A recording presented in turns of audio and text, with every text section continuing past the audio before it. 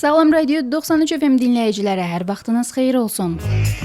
Qarşıdakı bir saat ərzində Offside efirdə olacaq. Sizinlə mən Günay Xəlil və Milli Dəstə Azərkeş qrupunun həmtəsisçisi Tribuna lideri Şamil Mustafayevdir. Salam Şamil, xoş gəlmisən. Təyyarədən gəldin, çatdın, taksi ilə gəldin, çatdın nəhayət verilişimizə. Xoş gəlmisən. Salam Günay xanım, xoş gördük. Necəsən? Çox sağ olun, yaxşıyam. Biraz həyəcanlıyam amma yaxşıyam. Vətəndə olmaq yaxşıdır. Məncə yad ellərdə Azərbaycan milli komandasını dəstəkləmək qədər daha həyəcanlı olmaz. Düzdür. Verilişimiz. Düzdür. İslandiya milli komandasına qarşı son olaraq, daha doğrusu mövsümü Azərbaycan milli komandası ilə mövsümü İslandiyaya qarşı səfər oyununda açdınız və daha sonra isə Fransaya qarşı səfər oyunu ilə davam elədiniz və ondan sonra Polşada səfər maçı baş tutdu. İki səfər oyunlarını bir müqayisə eləmək istəyərdinizmi? Biz xatırlayırıq ki, İslandiyaya qarşı Azərbaycan milli komandasının oyununda tribunanı tərk etmişdiniz. Daha sonra isə Fransaya qarşı oyunda bir də qayıtdınız milli komandanın dəstəkləmək üçün. Doğrudur. Ümumiyyətlə İslandiyaya qarşı oyun çox bərbad idi. Oyunçular çox zəif çıxış elədilər, həvəssiz, istəksiz. Yəni söhbət ümumiyyətlə biz Azərkeş qrupu olaraq heç vaxt nəticə üçün getməmişik. Həmişə dəstək üçün getmişik və istəyimiz oyunçulardan sırf oynamaqları olubdu və o oyunda biz yəni bir qram belə bir həvəs görmədik, istək görmədik və buna görə də etirazımızı elə birbaşa stadiondan elədik. Təbii ki, bizim etirazımız o deməkdir ki, biz gedirik və bir daha geri qayıtmayacağıq. O artıq bir növ fərqli etiraz növüdür ki, biz bunu boykot eləyə bilərik. Sırf o oyunu biz boykot elədik, etiraz olaraq oyunu tərk elədik. Harca 70-ci dəqiqədə səhv eləmirəmsə və sonra da təbii ki, oyundan daha sonra da biz baş katibə öz etirazlarımızı bildirdik, oyunçulara da etirazlarımızı bildirdik. Ümumiyyətlə Fernando Santuşla da bağlı qısa bildirim ki, bizim ilk gündən o məşqçi gələndən biz o məşqçini istəmirdik, çünki onun keçmişi barədə yetəri qədər məlumatlı idi və baş katibdən də istəyimiz bu idi ki, baş məşqçi təcili göndərməlidir. Və baş məşqçi göndərildiyi üçün təbii ki, Azərbaycan futbolunun problemi və ya da milli komandanın problemi baş məşqçi deyil, amma o oyunla bağlı problemlərdən biri də elə baş məşqçi idi və baş məşqçi dəyişdiyinə görə bir növ dəyişməsəydi belə biz böyük ehtimal Fransa ilə oyuna gedəcəkdik, amma ola bilər ki, daha fərqli etirazlar davam etdirəcəkdi. Sadəcə artıq məşqçi dəyişdi, yeni məşqçi gəldi və yeni məşqçi daha istəkli həm də milli oynadı. Təbii ki, Fransaya qarşı biraz çətindir, nə qədər istəkli oynaya bilərsə. İslandiya ilə oyundan sonra Bakıda Ukraynaya qarşı maç oldu. Həmin oyunu izlədiniz. Elə ən böyük fərq yəni istəyi idi. Oyunçuların istəyi idi. Yəni oyunçular və biraz da nə istədiklərini bilirdilər. Böyük ehtimal məşqçi onlara bildirmişdi ki, yəni necə oynamaq lazımdır. İstək var idi. Sona qədər oynadılar. 1-1 bitmişdi, doğrudur. Hə, bərabər bitmiş, yəni bərabər qalmışdı. Bu da açıq biraz şok idi. Çünki İslandiyanın o bərbad çıxışdan sonra 5-0-dan sonra evdə Ukrayna millisi ilə 1-1 yəni bizim üçün çox xoş idi o cəhətdən və bu da bizə əlavə motivasiya idi ki, Fransa oyununa mütləq getməliyik. Və Fransa səfəri, həmin səfərdə bəzi hadisələr də yaşandı oyundan əvvəl. Sizin bannerinizi stadiona, tribunaya daxil etməyə icazə vermədilər. Bəli. Adətən bu proses belə olur ki, biz tam öncədən bütün məlumatları göndəririk, bannerlə bağlı, ruporla, yəni megafonla bağlı, barabanla və s. və oyuna hardasa 2-3 gün qalmış bizə dedilər ki, sizin bannerinizə qadağa qoyulub. Səbəbini maraqlandıq. Dedilər ki, bu banner FIFA-ya qədər göndərilib və təbii ki, biz banner haqqında da məlumat göndəririk ki, məsələn, bu üzərində olan personaj Babəkdir, Babək və s. Babək haqqında ətraflı məlumat göndəririk və kimsə FIFA-da oturub nəsə araşdırıb, güya hər hansı bir torpaq iddiası və s. səbəbilə FIFA ümumi qaydaları qeyd etmək şərti ilə bizə belə bir göndərdilər və mühafizənin rəisi ilə də biz danışıq. Dedilər ki, bizə FIFA-dan belə bir qərar gəlib, biz icazə verə bilmərik içəri. Biz bunu AFFA ilə də müzakirə elədik. AFFA dedi ki, bizim edəcəyimiz bir şey yoxdur. Amma özünüz də bilirsiniz ki, sonrakı oyunda biz yenə apardıq o banları. Ukraynaya da, bəli, Polşaya, bəli. Milli Dəstə Azərkeş qrupunu Fransa milli komandasının azərkeşləri ilə yanaşı yerləşdirmişdilər. Bəli. Amma bəzən elə hallarda olurdu ki, biz yerli Azərbaycanlı azərkeşlərin, dəstəkçilərin daha çox səsini eşitmiş olurduq. Bəli, bu açıq çox absurd idi. Biz də heç gözləmirdik və bir anda stadiona çatanda sektora gördük ki, düz yanımızda yerli azərkeşdə təxminən 10 mindən çox yerli azərkeş yerləşdiriblər. Təbii ki, oyundan sonra mən bununla bağlı etirazımı bildirdim və bu bizim üçün ilk dəfə idi açığı 10 ildə ki, sırf yerli azərkeş də bizdən yan-yana idi və biz maraqlandıq. Dedilər ki, bu stadion PSG stadionu olduğu üçün və PSG-nin ultrasları icazə vermədikləri üçün Fransa Federasiyası bir növ Fransa Federasiyası icazə vermir bu ultrasa və buna görə də onların öz yerli azarkeşlərini bizim yanımıza qoydular və bir növ 3 böyük səs gücləndiricilər, yəni qeyri-mümkün idi. Biz ona görə biraz çalışdıq, daha çox vizual dəstək olaq. Bəlkə də elə siz offside-da da paylaşmışdınız. Daha çox belə atlanıb düşməklə və s. çalışırdıq ki, diqqəti cəlb eləyə, çünki səsimiz qeyri-mümkün idi orada. Yox, səsiniz də arada Səsimiz arada gəlirdi. Onlar sakit duranda biz qışqırdıq. Milli Dəstə Azarkeş qrupu ilə bağlı davam eləyəcək verilişimizə artıq 10 ilə yaxındır ki, 10 ildir ki, fəaliyyətini davam etdirir. Həm təsisçisiniz. Milli Dəstə Azarkeş qrupu necə yaradılıb? Verilişimizə bu mövzuda davam edək. Bəli. Biz ümumiyyətlə ideya 2015-ci ilin dekabrında formalaşdı Anderlecht Qarabağ oyununda. Yəni bilirsiniz ki, Qarabağın səfərdə dəstəkləyən Azarkeş qrupu var, İmarət Avropa var. Sadəcə biz düşünürdük ki, o vaxtı həm milli komanda və digər klubları dəstəkləyən bir Azarkeş qrupu yoxdur. Və ideya oradan formalaşdı və biz artıq 2016-cı ilin əvvəlində başladı bu ideyanı düşünməyə, ad üzərində, personaj üzərində və s. Və elə oldu ki, püşk atıldı futsal. O zaman play-off matçı idi dünya çempionatı üçün və Azərbaycan Niderlandla düşdü. Və mən də özüm Niderlandda yaşadığım üçün biz dedik ki, biz təcili bunu eləməli və oyun səfərimiz 21 martda Novruz ərəfəsində idi. Və biz hardasa martın 1-nə bütün işləri tamamlayıb martın 1-i açıqladıq ki, biz oyuna gedəcəyik və ilk oyunumuzda elə Niderland-Azərbaycan futsal oyunu olacaq ki, milli komandamızda 5-1 qalib gəldi. Çox əla bir oyun oldu və zal atmosferi idi deyə belə cəmi 30-40 nəfərdən ibarət olmamıza baxmayaraq belə çox əla bir dəstək oldu, əla bir oyun oldu və çox yaxşı açılış elədik belə deyək milli dəstədən və inşallah da 2026-cı ildə bizim 10 illiyimiz martda tamamlanır və yəni çox böyük bir yol keçmişik. Futbol oyunlarında iştirak eləmir, futsal qeyd elədiniz və digər idman növlərində də əslində Milli Dəstə Azarkeş qrupu dəstəkləyir yığmalarımızı. Bəli, tamamilə doğrudur. Yəni bizim əsas hədəfimiz Azərbaycan bayrağı altında çıxış edən idmançıları və komandaları dəstəkləməkdir. Yəni bura voleybol millisi də var, burada judoçular da var, güləşçilər də var, şahmatçılar belə var. Yəni biz bacardığımız qədər üzvlərimiz harda varsa və məlumatlıqsa o idman yarışından, yəni orada keçirilirsə, biz həmişə azarkeş göndəririk ora. İstər özümüz gedirik tribuna liderləri olaraq, istər həmin ölkədə yaşayan azarkeşdə. Təbii ki, öncəliyimiz futboldur. Öncəliyimiz də milli komandadır və digər klublardır. İndiyənə qədər Milli Dəstə Azarkeş qrupu nə qədər oyunlarda iştirak edib saymaq çətin olaraq? Çətindir. Biz bir ara başladıq onu saymağa, sonra da artıq sayı itirdik. Hansı səfərlərdə olmusunuz? Yadda qalanlardan? Bizim yəni faktiki olaraq son 10 ildə milli komanda Covid müddəti xaric, çünki orada səyahət limitləri var idi. Bütün səfər oyunlarında olmuşuq. Faktiki olaraq yəni Farer adalarından tutmuş Kosovaya qədər, yəni halbuki Azərbaycanlılar ora girişi müəyyən mənada qadağandır. O səfərlərə qədər belə getmişik. Və İslandiyada burada əslində Bəli, əslində o da lap uzaq, əslində indi dediniz o qədər çox olur deyə unutmuşdum. İslandiyada ən uzaq səfər sayılır. Musiqi və reklam fasiləsinin səsi gələcək. Daha sonra verilişimizə qaldığı yerdən davam edəcək. Dalğan dəyişməyin salamlar deyə 93 FM-də qalın. Milli dəstənin yaradılma tarixinin 2016-cı il olduğunu bildirdiniz. 10 ilə yaxın olacaq, 10 il tamam olacaq gələn il mart ayında və bu müddətdə heç milli dəstənin tərkibində başqa bir əcnəbilər varmı? Azərbaycanlılardan da savayı. Bəli, bizdə ara sıra tribunamızda olub əcnəbilər, belə epizodik olaraq gəliblər, tribunaya qatılıblar. Hansısa deyə Azərbaycanlı bir üzvümüzün dostu falan ola bilər, amma son dövrlər artıq belə bir son 3 ildə bizim artıq stabil gələn öz dostlarımız var ki, xaricilərdir. Bir dostumuz var İtaliyadan, Fabio adında.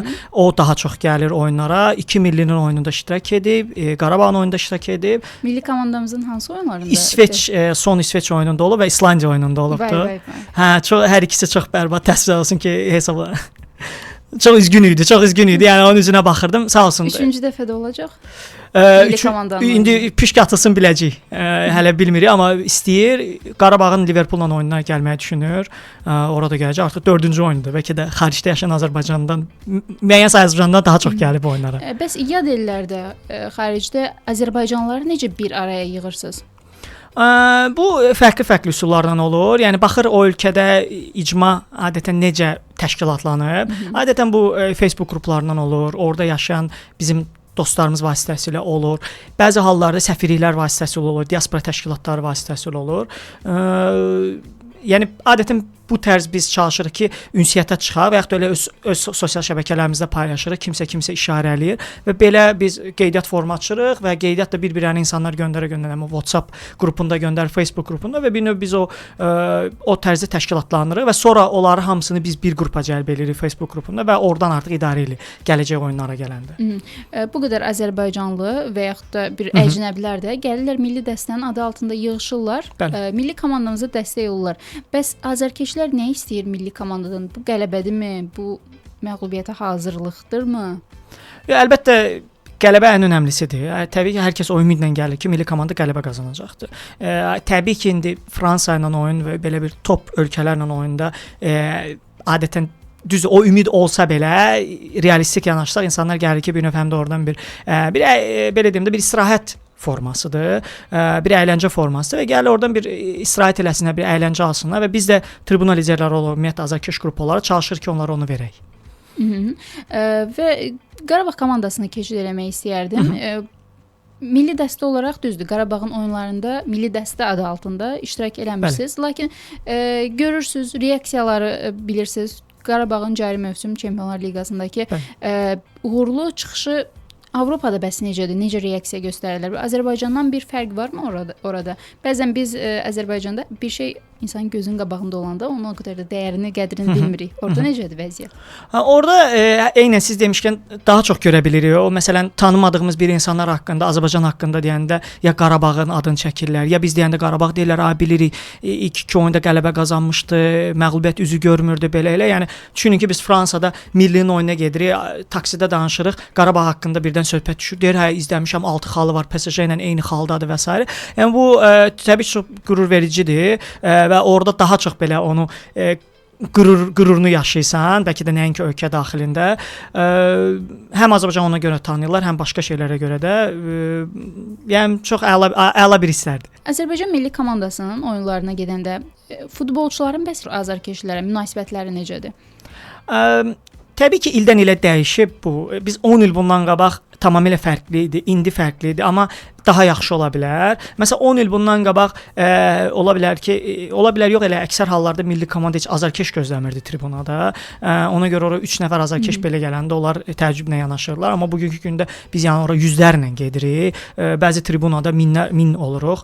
Məsələn İsveçlə oyunda ən çox bizdə milli komanda 650 nəfər olubdu. Yəni az deyil. Hətta o oyunda çox bərbad hesabla bitmişdi. Əvvəllər ola bilər ki, azarkeşləri məsələn bəlkə də belə tam da diqqət göstərməyə bilərlər. Düzü çox adam bəlkə də xatırlayır. Ola bilər ki, mənim olduğumu xatırlamıram, amma 2017-ci ildə Almaniyada Kazusatında mən milli komandanı qarşılamışdım tək. Orada məsələn oyunçular avtobusdan düşüb otelə getmişlər, yəni otelə girmişlər birbaşa və o çox böyük həm milli dəstənin məşhur olmasına gətirib çıxartmışdı və bizim bir anda belə məşhur olmamıza, həm də oyunçuların çox böyük tənqidinə gətirib çıxartmışdı ki, həmin anda da oyunçular bir növ başa düşmüş ki, xeyr, azarkeş çox önəmli bir məfhumdur bu futbol sahəsində və buna dəyər göstərmək lazımdır və ondan sonra artıq azarkeş harda görülürlər, çalışırlar ki, gəlib diqqət göstərsinlər, salam versinlər, hal-əhval tutsunlar, şəkil çəksinlər. Amma daha yaxşı ola bilər. Yəni bizim istəyimiz məsələn oyun bitəndə və biz bunu illərlə bütün məşqçilərə demişik. İndi inşallah Ayxan Abbasovla da bunu müzakirə eləyəcəyik. Bizim çox primitiv bir istəyimiz olub ki, oyun bitəndə bütün oyunçular, hətta məşqçi daxil gəlib azarkeşə təşəkkür etsin. Orada 3 nəfər də ola bilər, 1 nəfər də 300 nəfər də ola bilər. O azarkeş gəlir, nəticədən asılı 90 dəqiqə orada dəstək olur. Təbii ki, İslandiya oyunu xaric, çünki İslandiya çox biabırçı oynamışdı. Gəlməməkləri daha yaxşı idi, gəlmədilər də. Çünki biz yox idik orada. Və yaxud da Estoniya səfər oyununda biz 2-0 məğlub olanda da biz indiyənə qədər 2 dəfə tribunanı tərk eləmişik vaxtından əvvəl. Bu da həqiqətən biabırçı oyuna görə tərk eləmişik. Yəni vuruşub, oynayıb 5-0 və yaxud da Fransa 3-0 uduzmaq şey deyil. Problem deyil bizim üçün. Ona görə çalışır, oyunçular da bunu artıq anlayırlar, biraz dəyişirlər, amma daha yaxşı ola bilər. Futbolçular daha yaxşı ola bilər. Bəs azarkeşlər necə daha yaxşı ola bilərmi? Azərbaycanda futbol klublarının məncə azarkeşləri də hazırda mədəniyyəti, ümumiyyətlə azarkeş mədəniyyəti necədir? Necə dəyərləndirirsiniz və nə üzərində işləmək olar? Biz Məncə klublara da keçid Aha. eləyəcəyik ki, Tamam. klublar necə Yox, reaksiya yəni edirlər? inkişaf təbii ki var. Ya azarkeş qrupları Azərbaycanda təxmini 2009-2010-cu illərdə formalaşıb. Bütün demək olar ki, klubların, söhbət köklü klubları nəzərdə tuturam. O ərəfələrdə formalaşıb və o ərəfələrdən bu yana baxsaq 15-16 ildə çox böyük dəyişikliklər olubdu. Yəni böyük xoreoqrafiyalar, böyük kütlələr, böyük yürüyüşlər, yəni təbii ki inkişaf olub. Daha yaxşı ola bilərmi? Ola bilər, amma burada da futbolun da, yəni inkişafının özünün önəmi çox böyükdür. Məsələn, futbol Azərbaycanda əgər inkişaf eləməyəcəksə və yaxud da bir səviyyədə qalırsa, azarkeşlər də o səviyyədən o tərəfə çıxa bilməzlər. Yəni Almaniyada azarkeşlərin inkişaf eləmək səbəbi də ümumiyyətlə məsələn deyirəm, Almaniyada futbolun inkişafıdır. Yəni rəqabət olmayan yerdə azarkeş bir yerə qədər gəlir. Və təbii ki, azarkeşə dəyər vermək hissəsi də var ki, azarkeşə mütləq və dəyər verilməlidir ki, azarkeş də o dəyəri hiss eləsin və gəlsin. Bu istər səfər oyununda olsun, istər ev oyununda olsun.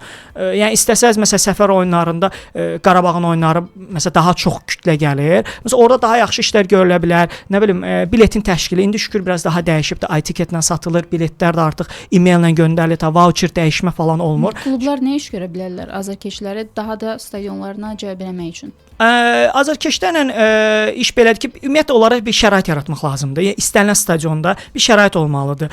İstər bu tribuna lideri üçün bir kapostand deyirlər, o olmalıdır. Baraban qoymaq üçün bir yer olmalıdır. Azarkeşlər məsələn banneri içəri keçirmək üçün icazələrdir. İndi bu ev oyunlarında Azərbaycanda elə bir böyük problem olmur, səfərdə çox böyük problemdir. Bunlar öncədən icazəsi alınmalıdır. Bunlar da nə bilim fərqli bir ümumiyyətlə stadion çölündə və ya da stadion içərisində, yəni meydançanın çölündə olan səyyar belə deyim də bir şeylər quraşdırmalıdır ki, yemək olsun, içki olsun, fərqli bir oyunlar olsun, kiçik. Biz bunu Qarabağın Avrokuboklardakı oyunlarında görürük əslində.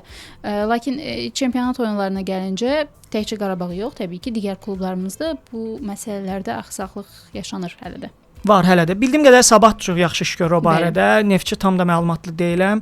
Yəni məncə klublar bunu davam etdirməlidir. Və niyəsə təzəlikcə gördüm jurnalistlər falan medallar paylanıbdı. Belə ümumiyyətlə sadəcə ağlımda düşündüm ki, yəni bu ən azından 2009-dan bu yana 16 ildir. Məsələn azarkeşlərlə bağlı ümumiyyətlə heç nə yoxdur. Yəni bu azarkeşlər bu futbolun bir parçasıdır. Yəni niyəsə düşünürəm ki, onlar üçün də bir mükafat olsun. Bunu federasiya da eləyə bilər, bunu klublar da eləyə bilər. Bir ən azından bir rəqabət yaranmış olar ki, nə bilim ilin azarkeş qrupu ola bilər, ilin azarkeş ola bilər. Düzdür, bu ola bilər ki, biraz subyektiv olsun və s. amma bunun da səs verməsi ola bilər jurnalistlər arasında, futbolçular arasında.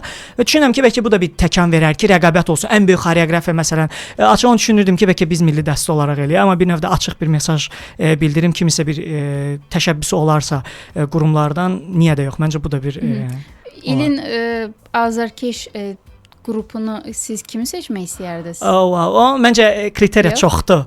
Kriteriya çoxdur. Orada məncə kriteriyalar sadalanmalıdır ki, məsələn ən böyük xoreoqrafiya, ən böyük kütlə, ən böyük səs desibeli və ona uyğun artıq qərar vermək lazımdır. Yəni Azərbaycanda 2 ən böyük azarkeş qrupu var, hamı bilir ki, ən güclü olardı. Amma düşünürəm ki, seçmək üçün o belə deyim də müəyyən kriteriyalar lazımdır ki, onlar hesablansın. 2025-ci il üzrə hansı Azərbaycanlı futbolçunu ilin ən yaxşısı olmağa layiq görərdiniz? Məncə Cəfər Quliyevdir. Məncə Cəfər Quliyevdir, Evin Cəfər Quliyevdir. Təbii ki, Bədavi ilə ikisini və biraz da Qarabağdan seçirəm çünki ya hazırda Qarabağda, yəni Qarabağ yəni top səviyyədə oynadığına görə, məncə stabilliyinə və s. görə Elvin Cəfər Quliyev Azərbaycanın ən yaxşı oyunçusudur. Xarici azarkeş qrupları və yerli azarkeş qrupları arasında hansı fərqlərin olduğunu qeyd edərdiniz? Ümumiyyətlə o bizcə tarixi ənənə də var da. O azarkeş qrupları illərlə formalaşıb. Yəni mən düşünmürəm ki, son 10-15 ildə formalaşan azarkeş qrupları elə böyük səviyyədədir. Biz Almaniya baxsaq, Niderlanda baxsaq, digər ölkələrə baxsaq, bu azarkeş qrupları 50 ildir, 70 ildir, 80, 100 ildir formalaşıblar və davam edirlər deyə. Onlarda bir ənənə var, onlarda bir ənənə var bir sözlə. Onlar bəstələri də bilirlər, hansı köhnəklə oyuna gəlməyi də bilirlər. Ona görə bizim də o səviyyə çatmamız üçün biraz vaxt lazımdır və təbii ki, qeyd etdiyim kimi rəqabət lazımdır və ümumi Azərbaycan futbolunun inkişafı lazımdır. Məncə buna biraz vaxt lazımdır. Təbii ki, biraz da sosial rifah yüksəldikcə azarkeşlər daha çox gələ bilərlər stadionlara, daha çox vaxt sərf edə bilərlər futbol üçün, belə deyim, hobbilər üçün. Bu da önəmli bir faktordur. Ondan sonra artıq məncə inkişaf özü gələcək. Ceyhun Rzayevin bir maraqlı fikri var. Deyir ki, Azərbaycan futbol ölkəsidir. Demir Azərbaycan güləş ölkəsidir və yaxud da şahmat ölkəsidir. Bunlar razılaşmayanlar oldu bu fikirlə. Sizin bəs münasibətiniz necədir? Azərbaycan futbol ölkəsidirmi? Mən açığı razı deyiləm. Məsələn, mən bunu Niderlandla müqayisə edəndə mən orada statistik olaraq bilirəm ki, 17 milyon əhalinin 1 milyonu aktiv həftə sonu futbol oynayır. Yəni bu çünki infrastruktur buna imkan yaradır. Düzdür, indi Azərbaycanda nə qədər olur? Azərbaycanda nə qədəri həftə sonu təkcə peşəkar liqaları nəzərdə tutmuram. Həvəskarlar liqası var orada, həvəskarlardan kənar qadınlar liqası və s. və axır. Yəni bu infrastruktur bizdə yoxdur. Ola bilər ki, bizim hamımız bilirəm nəyə nəzərdə tutur. Ola bilər bu kiçik futbollar və s. olur, futsal, mini futbol, həvəskar futbol. Həqiqətən maraq var. Amma məncə məncə müqayisəli deyil. Milli dəstənin başına gələn bir maraqlı bir hadisə varmı? Nə yadınıza gəlir? Maraqlı hadisələr bizdə çoxdur. Bir neçəsini qısa-qısa bildirə bilərəm. Ümumiyyətlə məsələn tək azarkeşlik olubdu Kosovada. Kosova yəni Azərbaycanlı azarkeşdən getməyə biraz riskli idi. Mən tək getmişdim ora. Məsələn orada yerli azarkeşlərin və səfər sektoru satılmışdı. Tamamilə satılmışdı. AFFAdan icazəsiz yerli federasiya satmışdı. Mən yerləşdirmişlər yerli azarkeşlərin arasına və güya ailə sektoruna və mən orada azarkeşlik eləyəndə təbii ki, gəldilər bir 10 nəfər yaxınlaşdı mənə, otur aşağı, sən burada azarkeşlik eləyə bilməzsən belə elə. Mən orada hələ oyun başlamamışdı daha doğrusu. Və mən orada artıq bildirdim AFFA-ya ki, vəziyyət çox pisdir, burada kritikdir. Yəni mən burada sağ çıxmama ehtimalım çox böyükdür. Və onlar da stadion içərisindən bir neçə nəfər gəldilər, göstəriş, UEFA nümayəndəsi və s. və mənim ətrafıma sivil polis yerləşdirdilər. Bir neçə dənə və ümumiyyətlə stadion içində də çox idi polislər, sivil polislər. Bəli, mən tək idim. Və belə oldu ki, orada bir neçə nəfər yenə oyun ərzində yaxınlaşanda sivil polislər artıq polis vəsiqələrini çıxardıb göstərdi ki, biz polisi buna icazə var burada durma və bir neçə adam hətta etiraz olaraq mənim ətrafımda olan durdular stadiondan çıxdılar. Ki biz bunu yəni dinləyə bilmərik. Bu Azərbaycan dilində bəstə oxuyur və o oyunda 4-0 uduzduq belə biabır şəkildə. Bəs nə vaxtsa ultraslarla eyni ya qarşılaşmısınız, ya üz-üzə gəlmisiniz, baş veribmi belə bir hadisə? Bir dəfə çox yaxın olmuşuq ona. Biz elə bir Fəhərvar Qəbələ oyununda, səfərdə Macaristanda 40 dənə oğlan getmişdi. Yəni bir dənə də xanım yox idi. Adətən bizdə tribunada xanım falan olanda ultraslar baxır ki, bunlar xanım da var, ailə sektoru sayılır. Və biz 40 oğlan getmişik. Oyundan və biz sağ olsun Qəbələ rəhbəri də ümumiyyətlə polis müşayiəti təşkil eləmişdi. Həm biz elə bir ki stansiyadan, qatar stansiyasından stadiona və çıxanda, hətta qatar stansiyasından çıxanda bizi polis artıq orada gözləyirdi. Bizi müşahidə elədilər stadiona. Stadiona biz çıxanda dedim, bəs polis dedilər ki, polis biz bilmirik, çıxa bilərsiniz. Mən də belə düşündüm ki, axı necə ola bilər? Polis müşahidə olmalı idi. Nəysə dedilər, yox, çıxa bilərsiniz, heç kəs yoxdur, dedim o ki.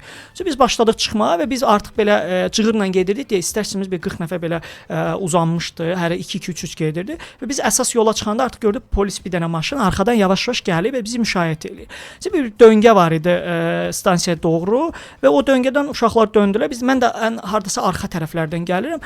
Belə gördüm ki, bir dənə də belə bir küçə girirdi ora və orada elə bir maşın gəldi. Maşın dayandı. 2 dənə oradan uzaqdan görürəm. 2 nəfər düşdü və əlinlə belə işarə elədi ki, gəlin.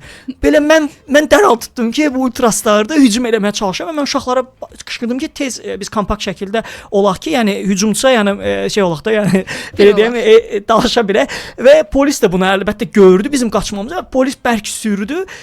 Həmin o küçəyə girəndə bunlar təzə maşına oturdular, qaçdılar. Geri qaçdılar və mən ən qabaqda gedən uşaqlar hansı ki onu gördülər, onlardan soruşdum ki, nə? Çünki biz görmədik. Biz artıq çatanda o qaçmışdı. Dedilər, hə, uzaqda deyə bir təxmini 100 nəfərə yaxın ultras var idi və bunlar gördülər bizi, əllə işarə elədi. Onlar qaça-qaça gələndə polisi sadəcə görüb təzədən geri qaçmışdılar. Bir dəfə çox yaxın idik elə gəlməyə. Digər hallarda olub ultraslarla belə sektorda, yaxın sektorlarda və sayılmışıq. Açıq hörmətlə yanaşıblar. Hətta bir dəfə Səbail Krayova oyununda çağırdılar məni o tərəfdən, çünki ara kəsmə var idi. Orada mühafizə dedi ki, getməyə bilərsən, amma mən dedim, niyə çağırırlar? Dedi, bax da, getməyə bilərsən, bir də nəsə ola bilər. Təbii ki, ara kəsmə var. Yaxınlaşdım, dedilər və şərfi dəyişməyə. Mən açıq qorxurdum şərfi dəyişməyə ki, götürərlər, şərfi götürər. Özləri də şərfi verirlər və o şərfi biz bir-birimizə necə vermişik? Qolumuza dolamışıq və o qolunu yavaş-yavaş açır. Mən də belə qolumu yavaş-yavaş açıram ki, birdən dartarıq da və elə şərflərimizi dəyişdik. Belə halbuki onlar Krayovanda çox belə köhnə ultraslar var. Belə hadisələrimiz, maraqlı hadisələrimiz oldu. 2026-cı il gəlir. Azərbaycan milli komandasının sükanı arxasında Ayxan Abbasov olacaq. Baxmayaraq ki, onunla müqavilənin detalları hələ də tam açıqlanmır. Lakin Ayxan Abbasovun AFL müqaviləsi müddəti var və həmin müddətdə də yığma komandamızın sükanı arxasında olacaq. Azərbaycan Milli Komandası Millətlər Liqasında D liqasındakı oyunlarında yığmamızın baş məşqçisi də məhz bu şəxs olacaq.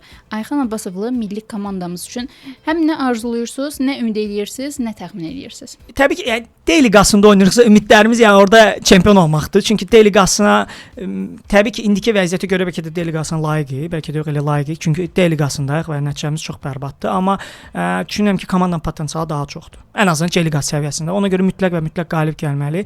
Bunu yəni Ayxan Abbasov bir təzyiq kimi yox, sadəcə bir gözlənti olaraq qeyd edirik və bunu da vurğulayım ki, ümumiyyətlə milli dəstə olaraq da məncə Azərbaycanlı azarkeşlər olaraq da hər kəsin adından bir növ deyə bilərəm ki, Azərbaycan milli komandası Azərbaycanın məşqçisi işləməlidir. Çünki Azərbaycanın oyunçular mentaliteti tamamilə fərqlidir və heç bir xarici bunu başa düşə bilməz. Ona görə Azərbaycanın məşqçisi işləməlidir. Əgər Ayxan Abbasov da alınmasa, digər Azərbaycanlı məşqçi və biz bunu yoxlamalıyıq və sistem formalaşdırmalıyıq. Hə, bu oyunçularla bizim ümidimiz nəyədir sualı varsa, bu artıq belə bir belə də çətin bir sualdır. Çünki potensial bir yerdə dayanır.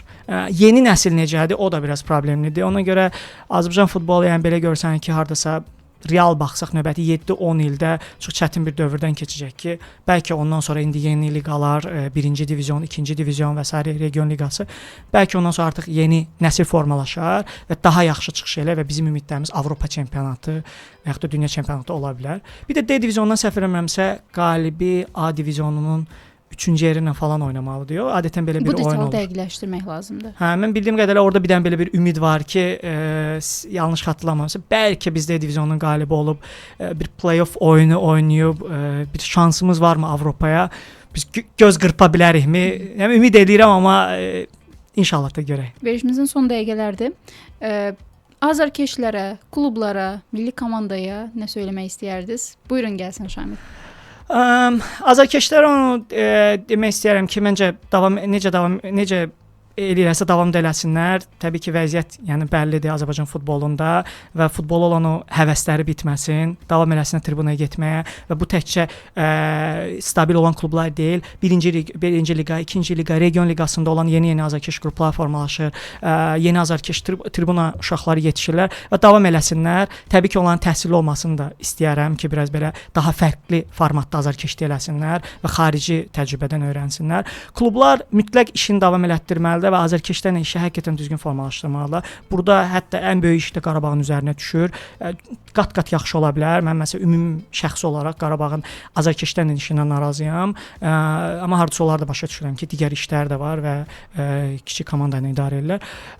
Ona görə daha yaxşı iş görə bilərlər. Bu Neftçi də olsun, bu Sabah da olsun, digər klublarda olsun, Kəpəz olsun, davam eləsinlər. AFFA-da məncə yəni hazırda azarkeşlərlə iş onlarda pis deyil. Yəni düşünürəm ki, klublardan daha ən azından bizlə münasibətdə onu görürəm. Bu da daha yaxşı ola bilər.